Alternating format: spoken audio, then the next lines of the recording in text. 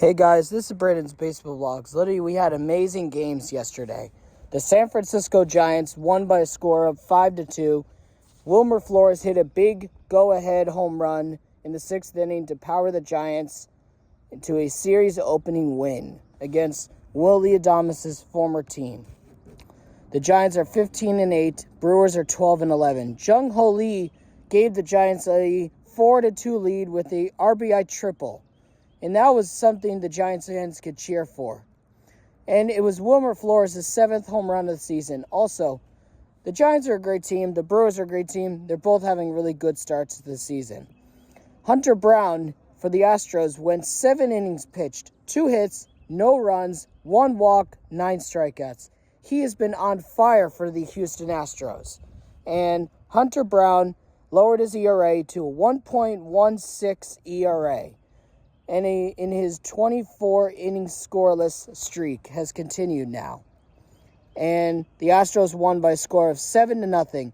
And also, Jackson Chourio made a really great defensive play for the Brewers, robbing Yastrzemski of a base hit that would have scored eventually 2 runs or 3 runs to clear the bases for the Giants. But they remained bases loaded and left them loaded. It was a great play by Jackson Chourio.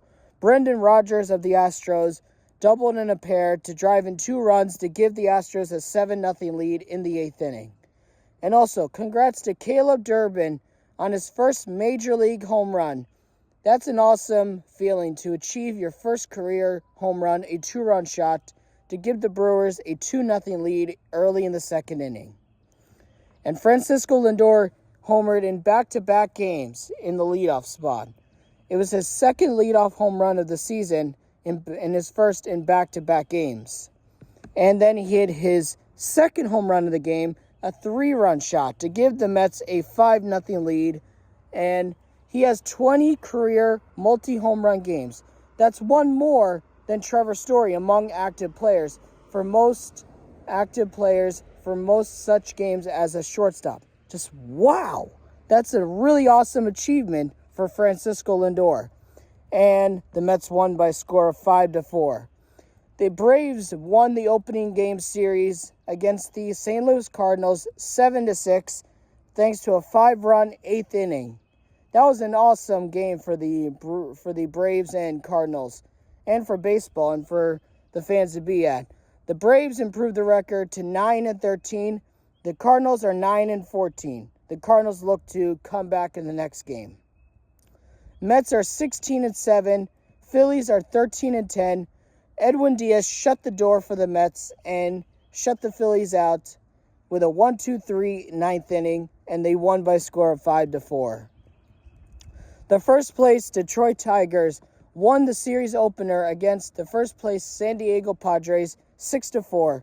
Padres are 16-7. The Tigers are 14-9, and literally the Tigers had a really great offensive game. Torkelson had a big RBI, and Kerry Carpenter had a really big RBI for them. Also, Corey Neath had a big hit for the Tigers, and also Gleyber Torres hit a big 2-run double and single to give the Tigers the lead multiple times. And literally, he said it's all about the team. Like Gleyber Torres said, I will always respect him. He was always my favorite Yankee, and I hope he and the Tigers do well. Gleyber Torres had a big game yesterday for the Detroit Tigers. He really dominated for them. Max Meyer had 14 strikeouts to lead the Marlins to a 6-3 victory over the Cincinnati Reds. That improves the record to 10-12, and the Reds are 11-12. And literally, Sean Murphy capped the 5-run inning for the 8th inning rally for the Braves with a big 3-run home run. That was a big home run for Sean Murphy. And it was his 5th home run of the season, 11 RBIs on the season. Also, Jose Ramirez homered and drived in 4 runs to power the Guardians to a series-opening win against the New York Yankees. And I respect Jose Ramirez. He's a really great player. He took less money to sign a big extension to stay in Cleveland. And he loves Cleveland, and he helped the Guardians win and the Guardians went back-to-back, where Jose Ramirez and his fellow teammate went back-to-back to give them an early 4-0 lead. The Guardians are 13-9, and the Yankees are 14-9. That's still a really good record. Jazz Chisholm had been struggling a lot lately, and he hit a big 2-run home run to get the Yankees back in it 6-4. And also, Jason Dominguez hit a big 2-run home run earlier in the game to make it 6-2. And it was a really big home run to get us at least on the board. Also, Stowers hit a big 3-run home run for the Miami Marlins to give them a 6-0 lead. Max Meyer, 14 strikeouts are a career high and the most in one game by any pitcher this year. He really dominated for them. And I was like, wow. And Stephen Kwan literally robbed Aaron Judge of a big hit yesterday. And I was like, wow, that's a damn good play. Austin Riley hit a big 2-run home run to get the Braves on the board, and they tied it 2-2. And Jesse Winker made a big move for the Mets. He hit a big home run to give them a 2-0 lead, and it was the second straight inning the Mets have led off with a big home run, his first one of the season. Augustus Ramirez collected his first major league hit and then was driven in on Ronnie Simone's first career hit, which is awesome to believe. And Javier Baez made his first career start in center field and is already looking like a natural. And he really dominated for them. Kyle Mazzaro and Jose Ramirez went back-to-back home runs in the third inning to give the Guardians an early 4-0 lead. And also, the Phillies-Mets series is honestly cool because you know why? It's the NLDS rematch, and the Yankees vs. Guardians is the ALCS rematch, which is really awesome. Also, the Red Sox won by a score of 4-2. Players of the week, Dylan Moore of the Seattle Mariners went 10 for 26 with 3 home runs, 5 RBIs, 3 stolen bases. Fernando Tatis Jr. Was 9 for 24 with 4 home runs, 7 RBIs. Those are your NL and AL Player of the Week. Congrats on having an amazing start to the season and amazing week for your team. You really dominated baseball. And also, Yamamoto and Snell really did something hilarious where they juggled baseball to see who was better, and it was Snell. And the Red Sox picked up the win on Marathon Monday with a 4-2 win, and the Red Sox are 13-11. The White Sox are 5-17. And it was awesome to see the Red Sox honor the Marathon and everybody for their hard work for that horrible time that happened back then in 2013. And by wearing the Boston logo on their jersey and wearing the Boston Strong jersey with the Boston Strong patch. My heart goes out to them and everything. And literally, the Red Sox, I admit, as a Yankee fan, you're not supposed to, but literally, we all can come together and support the Boston Red Sox and literally just support their communities and everything. Because literally, it's like, you don't want to see a horrible tragedy happen. And literally, Walker Buehler dominated for the Red Sox with 7 innings pitched, 4 hits, 1 run, 3 walks, 9 strikeouts. And he's pitching to a 1.96 ERA over his last 3 starts. If he continues that, he's going to have a really good season for the Red Sox. And also, we did see Kristen Campbell has reached safely in 21 of his 22 games to start his career. Rob Repsnyder punched a big home run off over the monster to tie it up for the Red Sox at 1 apiece. He really dominated for them. And literally, that was insane and everything. And literally, that's the MLB recap for today. And also, I just wanted to say, it's honestly really great baseball's back and everything, because literally, it's like, baseball is the best.